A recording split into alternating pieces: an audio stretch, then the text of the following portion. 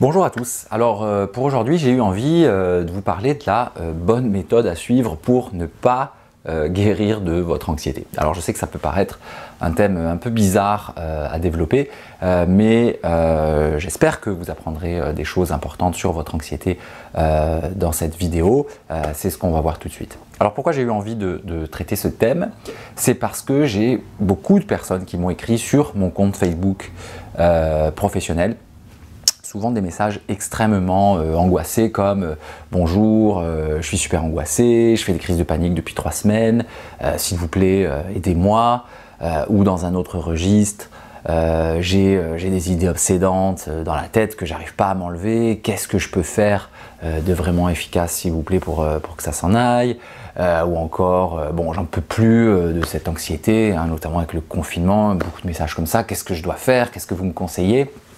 Alors paradoxalement, j'ai décidé d'enlever la possibilité de me laisser des messages sur mon compte Facebook professionnel et j'aimerais vous expliquer pourquoi. Alors, vous vous en doutez, je pense, hein, si je fais ça, si je fais ces vidéos, hein, c'est parce que je souhaite que vous appreniez des choses sur votre anxiété, comment elle fonctionne, quelques techniques aussi pour mieux y faire face. Donc bien sûr que j'ai pas enlevé l'option de messagerie par cruauté ou par indifférence, hein, sinon clairement je serais pas en train de vous parler d'anxiété depuis des mois sur cette chaîne. Mais j'ai fait ça parce que j'aimerais vous expliquer aujourd'hui ce que ce type de demande cache et pourquoi c'est en réalité très mauvais pour vous et comment ça vous plonge encore plus dans le piège anxieux, et c'est ça qu'on va voir ensemble aujourd'hui.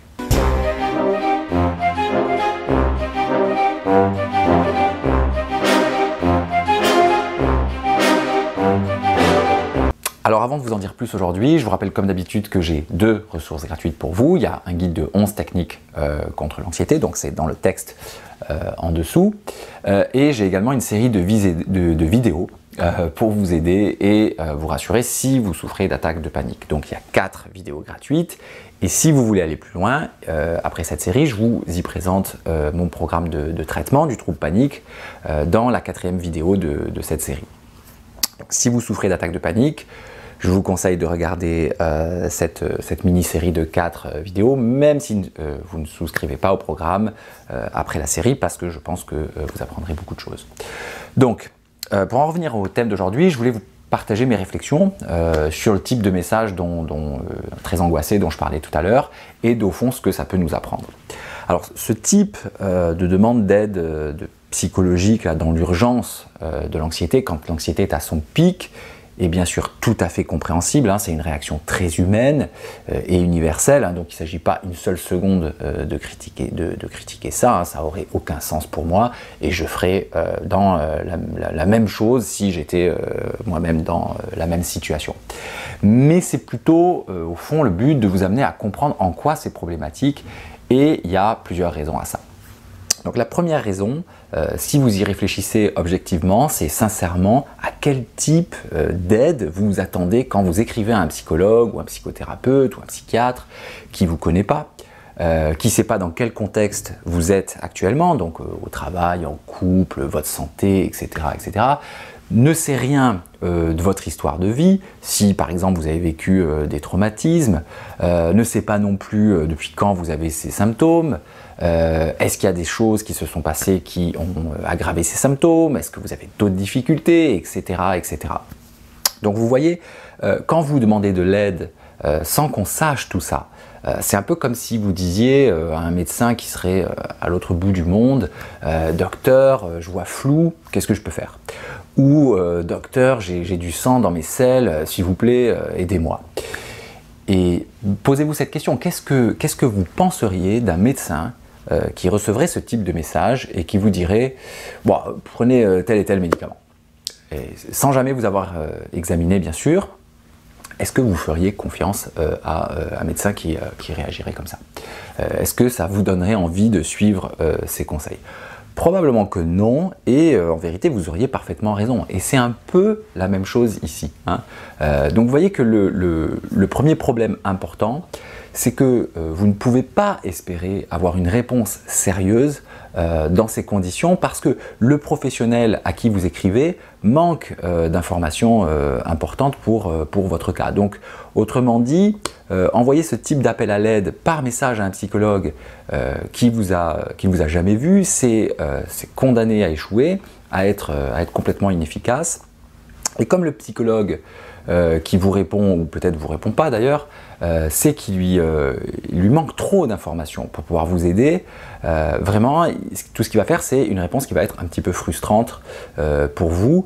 Et ce qui va se passer, c'est que vous allez vous tourner vers un autre professionnel à qui vous allez envoyer le même type de message et ça va continuer comme ça pendant un certain temps. Alors bien sûr, ça vous expose, à mon avis, à un autre risque qui est sur quel type de personne vous allez finir par tomber avec ce que ça peut impliquer de mauvais conseils, il y en a de toutes sortes, voire même éventuellement d'abus. Hein. Mais bon, même sans aller jusque-là, j'aimerais vous parler également d'un deuxième problème que ça met en lumière. Et ce deuxième problème, c'est la recherche de réassurance. C'est un gros problème dans l'anxiété et le cas extrême, c'est souvent celui de l'agoraphobie que je cite souvent, où une personne n'est plus capable de se déplacer seule sans la présence rassurante du compagnon ou d'un proche. Et bien sûr, le proche en question cherche à rendre service face à la détresse importante, mais en réalité, cette aide finit par enlever toute autonomie à la personne parce que la personne agoraphobe a complètement perdu confiance dans sa capacité à gérer son anxiété seule et elle n'arrive plus du tout à se sentir en sécurité quand elle est seule. Alors je prends cet exemple fréquent, mais actuellement avec la crise du coronavirus, on voit un autre phénomène frappant, c'est celui des personnes qui souffrent d'hypocondrie, qui appellent leur médecin tous les jours pour se faire rassurer et qui en fin de compte ne sont jamais rassurées vraiment au fond d'elles-mêmes parce qu'elles savent très bien que leur médecin, quand il leur dit pour être bienveillant, mais non, t'inquiète pas, tu risques absolument rien, t'es jeune, t'es en bonne santé, mais la réalité c'est que personne ne peut vraiment vous donner ce type de garantie, cette certitude-là que tout va bien aller, cette certitude-là n'existe pas.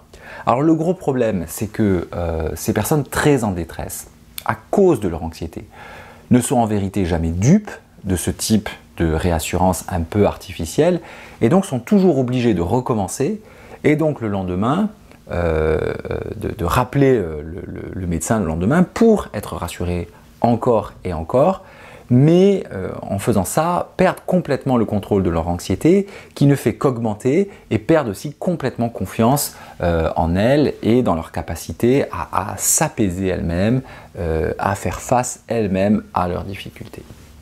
Et enfin, le troisième gros problème que je vois dans ce type de demande d'aide est un peu plus subtil, mais au fond c'est peut-être le plus important finalement.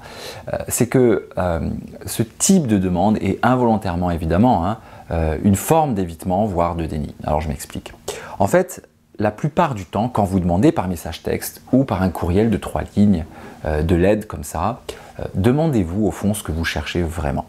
Et la proposition de réponse que je vous fais, c'est que vous cherchez peut-être un genre de technique qui va vous faire sentir bien, une espèce de truc secret qui va tout résoudre, ou la dernière stratégie, pas encore connue, mais révolutionnaire, qui va aider à résoudre super rapidement le problème en question. En fait, vous voyez que vous êtes en train de chercher une baguette magique, et en psychologie, on a des techniques et des thérapies aujourd'hui très efficaces, on peut dire, par rapport à il y a 40 ans, ça n'a plus rien à voir, mais on n'a pas de baguette magique et on n'en aura jamais parce que la condition humaine est très complexe et les souffrances humaines sont souvent très complexes. Donc comme je disais précédemment, ces appels à l'aide sont malheureusement condamnés à être des démarches stériles, mais en plus c'est un peu l'effet baguette magique. Comme vous courez après quelque chose qui n'existe pas, le gros problème c'est que vous allez tout simplement continuer à chercher longtemps parce que vous ne trouverez pas quelque chose qui n'existe pas. Et je dis que c'est une forme d'évitement ou de déni parce que si vous y réfléchissez encore, demandez Et attendre une aide un peu magique comme ça, c'est aussi une manière de ne pas avoir à travailler en profondeur sur ces problèmes. Hein, quand je dis en profondeur, soyons clairs, je ne dis pas que tous les problèmes doivent être traités en 10 ans de thérapie, pas du tout, mais par contre, ça veut dire qu'à un moment ou l'autre, il faudra se confronter à des émotions douloureuses et complexes qui sont la source de votre problème actuel, et ces émotions peuvent venir de très loin dans votre enfance, comme de circonstances présentes ou récentes, mais dans tous les cas, il y aura une ou plusieurs couches, plusieurs strates émotionnelles très douloureuses à confronter, qui alimentent votre difficulté et qui, j'ai déjà eu l'occasion d'en parler, se trouvent parfois sous votre anxiété. C'est assez souvent par exemple que dans l'anxiété on retrouve des émotions et des expériences de vie traumatiques ou sans être traumatiques mais en tout cas extrêmement douloureuses et qui sont l'origine véritable de cette anxiété. Et donc vouloir éteindre cette anxiété sans travailler sur ses sources en termes d'événements de vie, c'est un peu comme prendre un médicament contre la fièvre sans traiter l'infection qui en est la cause et surtout au fond sans vouloir regarder ces causes, hein, ces sources. Et même si on ne se réfère pas à des sources en termes d'événements de vie, même si on travaille seulement au niveau du présent, hein, par exemple, je pense aux techniques d'exposition hein, dans beaucoup de troubles anxieux, c'est-à-dire qu'on apprend à confronter ses peurs plutôt que de les renforcer en les évitant. Même comme ça, on va devoir, pour guérir, faire des efforts et ressentir des émotions qu'on n'a pas du tout envie de ressentir, principalement la peur. Donc dans tous les cas, on est loin de la technique miracle, hein, de la baguette magique qui règle tout instantanément. Mais bref, ce que je veux dire, c'est que demander de l'aide de cette manière, hein, que j'expliquais donc au début de cette vidéo, c'est aussi une manière de finalement survoler ces difficultés en restant en surface et en demandant l'aide de quelqu'un qu'on perçoit comme un expert, hein, en lui disant « dis-moi en 3 lignes comment arrêter cette souffrance ». Et depuis 20 ans que je fais de la psychothérapie maintenant, je peux vous le dire, toutes les personnes qui guérissent de leurs difficultés sont des personnes qui travaillent profondément, hein, profondément au sens émotionnel, hein, sur leurs problèmes. Ça peut prendre du temps, ça peut aussi être très rapide, hein. J'ai déjà fait des thérapies personnellement qui ont duré 3 ou 4 séances, hein. Mais dans tous les cas, c'est un travail émotionnel et assez douloureux, hein, il faut bien dire, et un thérapeute, c'est quelqu'un qui vous accompagne sur ce chemin-là. Donc, la bonne façon de chercher de l'aide, en plus naturellement de chercher du soutien hein, et de la chaleur humaine hein, auprès des proches, des personnes de confiance, mais c'est aussi chercher des renseignements pertinents sur tel ou tel type de difficulté, de manière à mieux comprendre les origines ou les enjeux de ce qui vous fait souffrir. C'est chercher des informations qui vous aideront à mieux comprendre le trouble dont vous souffrez et éventuellement, hein, c'est aussi apprendre des techniques hein, qui, sans être des techniques miracles, mais qui peuvent vous aider ou vous soulager. Et vous savez que sur cette chaîne, j'en ai déjà donné un certain nombre, on va dire. Mais c'est aussi, c'est pas seulement ça, c'est aussi quand on souffre depuis longtemps et quand la souffrance qu'on a est intense et nous empêche de fonctionner au quotidien ou de nous épanouir, qu'on n'arrive pas à s'en sortir seul, c'est de chercher un type de thérapie qui soit adapté à ce type de difficulté et d'oser prendre rendez-vous avec un professionnel, hein, qui soit psychologue, psychothérapeute ou psychiatre. Hein, et c'est quelque chose qui peut tout à fait être fait parfois pour une seule séance. Hein. Bien sûr, on ne fera pas une thérapie en une seule séance, c'est clair, mais ça peut aider à recevoir de l'information pertinente sur ce dont on souffre, à se faire conseiller, à se faire orienter, à se faire diagnostiquer éventuellement et à avoir l'occasion d'échanger hein, avec un professionnel, de poser des questions comme par exemple combien de temps dure une thérapie en moyenne pour ce genre de problème et tout ça au fond pour y voir un peu plus clair et à partir de là on réfléchira à s'engager ou non dans quelque chose de plus régulier. Et dans tous les cas, ça sera beaucoup mieux que d'auto-alimenter sa souffrance par des recherches d'aide inefficaces comme celle dont je vous ai parlé aujourd'hui. Voilà pour aujourd'hui. J'espère que ces petites observations vous aideront à mieux vous recentrer par rapport à ce type de message et à ce type de recherche d'aide. Souvent, j'ai même des personnes sur la chaîne qui m'ont écrit en me demandant est-ce que vous pouvez me conseiller un psychiatre, etc. Mais je ne sais pas forcément où les gens habitent.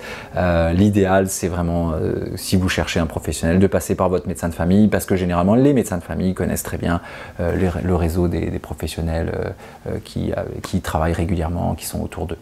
Voilà. Si vous avez aimé cette vidéo, n'hésitez pas à mettre un petit pouce, à vous abonner à la chaîne aussi pour recevoir les informations sur les prochaines vidéos. Voilà, je vous dis à très bientôt, bye bye.